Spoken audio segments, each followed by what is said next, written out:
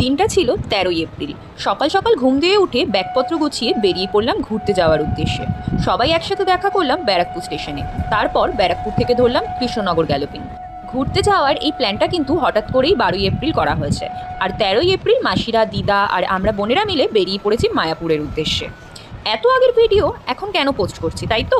কারণ আমি প্রচণ্ড ল্যাদখোর। ফোনের ফোল্ডারে ভিডিও সব জমে থাকে, কিন্তু কিছুই বানানো হয় না। আজকে ভাবলাম আর ল্যাদ না খেয়ে ভিডিওগুলো বানিয়েই ফেলি। এই ঘুরতে যাওয়ার প্ল্যানটা হঠাৎ করেই হলো, কারণ দিদা বহুদিন ধরেই শারীরিকভাবে অসুস্থ ছিল। এখন ঠাকুরের দয়ায় সুস্থ আছে। দিদার অসুস্থতার দরুন বহুদিন ধরেই সবাই মিলে একসাথে কোথাও ঘুরতে যাওয়া হচ্ছিল না। তাই হঠাৎ করেই আমরা প্ল্যান করলাম, উঠলো বাই তো মায়াপুর যাই। প্রথমে ভেবেছিলাম যেই পরিমাণে গরম পড়ছে এখন আর কোথাও যাব না। এই গরমের ভয়েই আমার মা যায়নি। মাকে অনেকবার জোর করা হয়েছে, সবাই মিলে আমরা যাচ্ছি চলো, কিন্তু মায়ের না তো নাই। আমি প্রথমে না না করে শেষমেশ রাজি হয়ে গেলাম, কারণ একসাথে সবাই থাকলে অনেকটাই আনন্দ আর মজা হয়। যাই হোক, সকালবেলা কৃষ্ণনগর গ্যালোপিনটা বেশ ফাঁকাই ছিল, আর সবাই একই জায়গায় সিটও পেয়ে গেছিলাম। আমি জানলার ধারে বসে কানে হেডফোন লাগিয়ে গল্প শুনছিলাম আর বাইরের সুন্দর দৃশ্য দেখছিলাম। ব্যারাকপুর থেকে ট্রেনে করে কৃষ্ণনগর আসতে খুব বেশি সময় লাগেনি, আর তার ওপর গ্যালোপিন ট্রেন ছিল। কৃষ্ণনগরে নেমে আমরা স্টেশনে একটা কচুরির দোকান থেকে প্রথমে কচুরি খেলাম, কারণ সবার খুব খিদে পেয়ে গেছিল।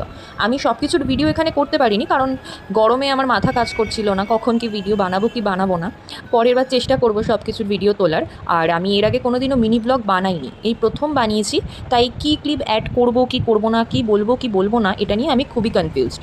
যদি ভুল ত্রুটি মার্জনা করে তোমাদের ভিডিওটা একটু ভালো লেগে থাকে, একটা লাইক করে দিও। আশা করছি আস্তে আস্তে আরও ইমপ্রুভ করতে পারবো।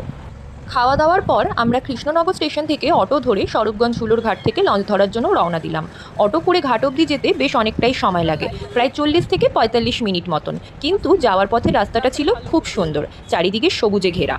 আমার সবুজ রঙটা খুব পছন্দের। সবুজ ঘাস, মাঠ, জামা, যে কোনো সবুজ কিছুই আমার খুব পছন্দের।